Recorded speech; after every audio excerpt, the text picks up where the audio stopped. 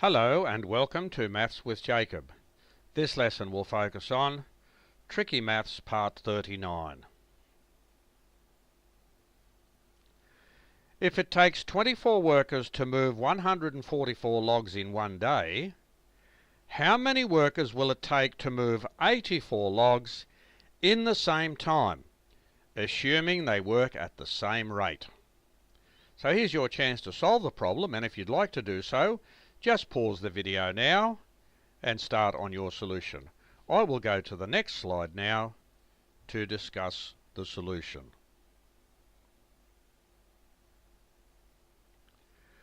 We need to find what fraction 84 is of 144 logs.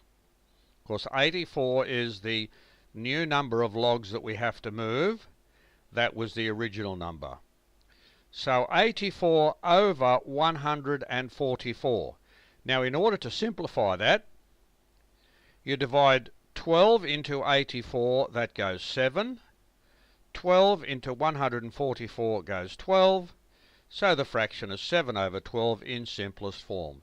So we must move 7 over 12 of the logs. So 84 is 7 over 12 of the original logs. Now we find 7/12 of 24, because we need 7/12 of the workers.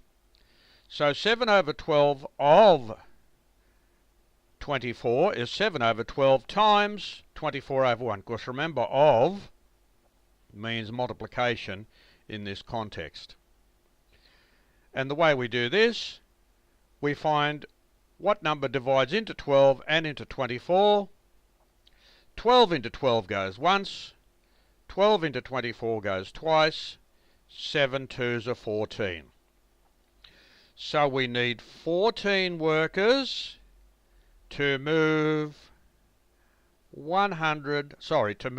84 logs. 14 workers to move 84 logs in one day. So I hope you enjoyed that video. And I think if you thought about it for a little while, you probably would have been able to solve that.